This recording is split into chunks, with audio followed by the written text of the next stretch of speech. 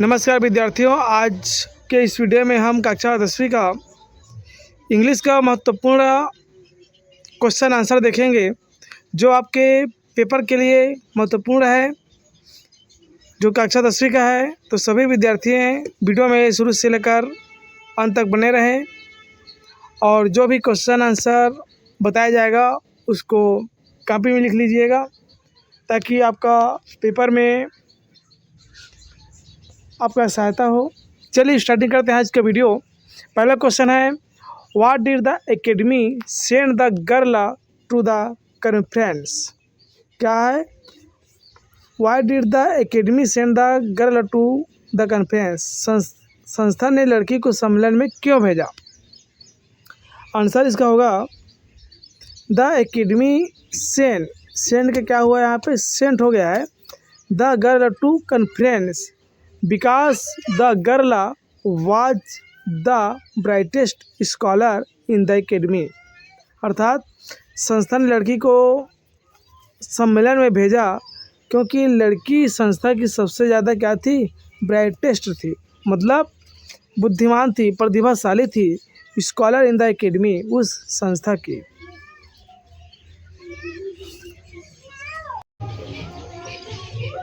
What did Jill do with the 10 pounds check presented by Aunt Jane।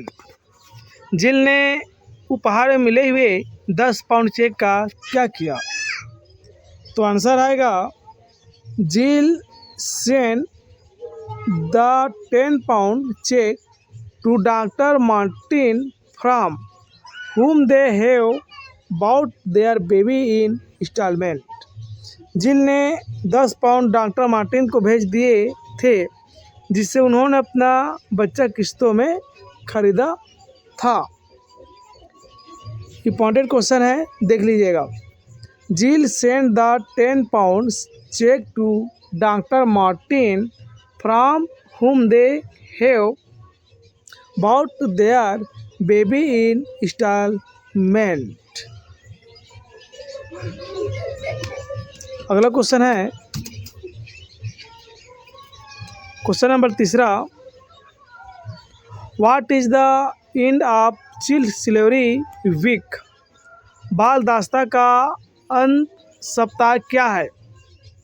The end of child slavery week is organised from 19 November to 25 November and that is be an annual event which is organized every year demanding the abolition of child slavery into the sustainable development goal।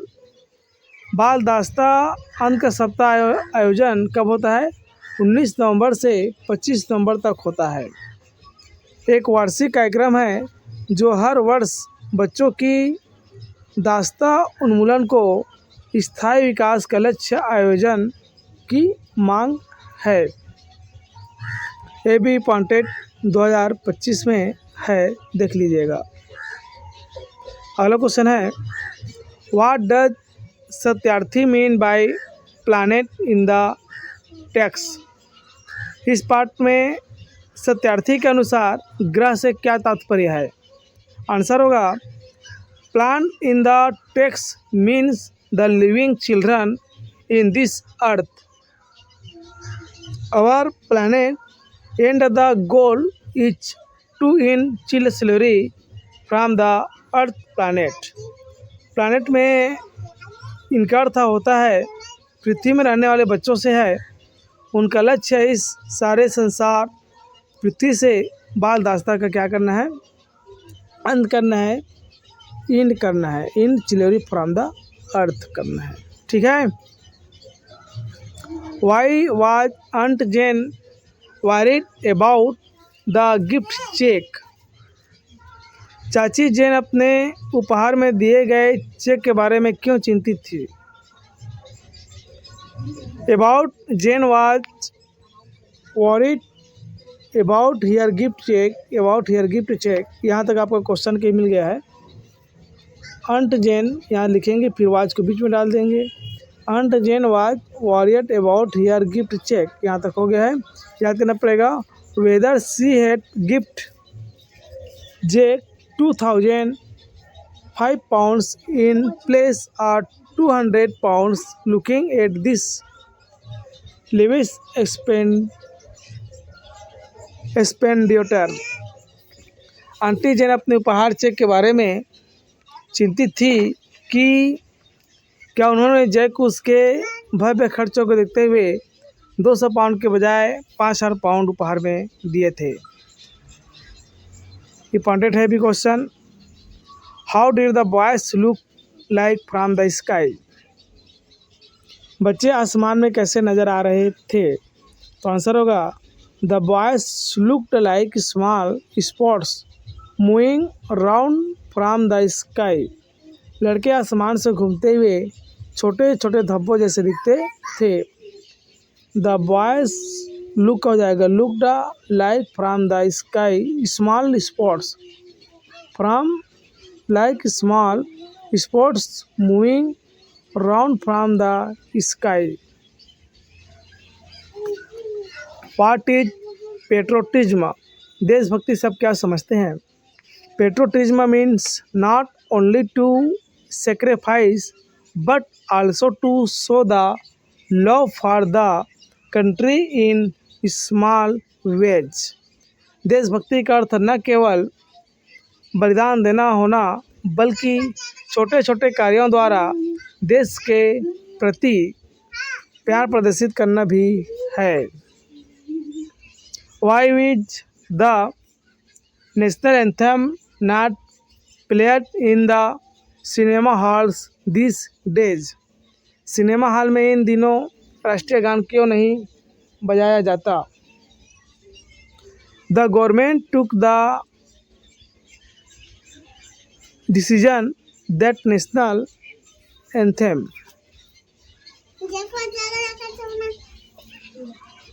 Should not be played in the cinema halls because the people used to leave the hall midway laughing, shooting and creating a racket which is an insult to the national anthem।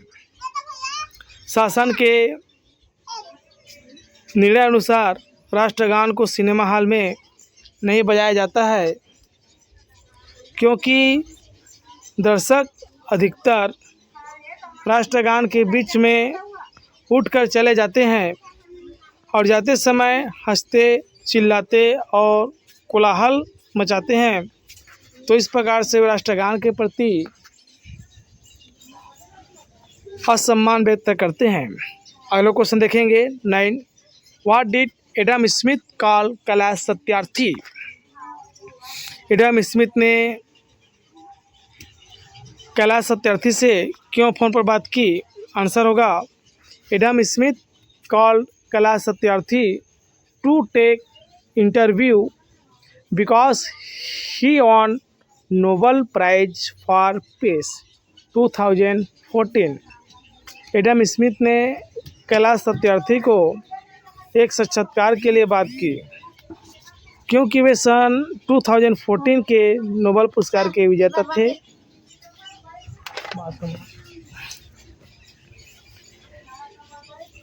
Adam Smith called Kailash Satyarthi to take interview because he won Nobel prize for peace 2014। What problem does Louis have?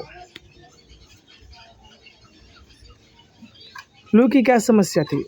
Louis was not able to express his thought. He was a special child who suffered from autism। Louis अपनी विचारों को, thought को thought को व्यक्त करने में, express करने में नॉट एबल, समर्थ नहीं थी। Louis was not able to express his thought. He was a special child from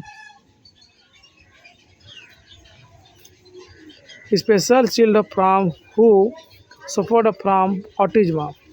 Louis अपने विचारों को व्यक्त करने में समर्थ नहीं थी। वहाँ एक आत्मकेंद्रित बच्चा था।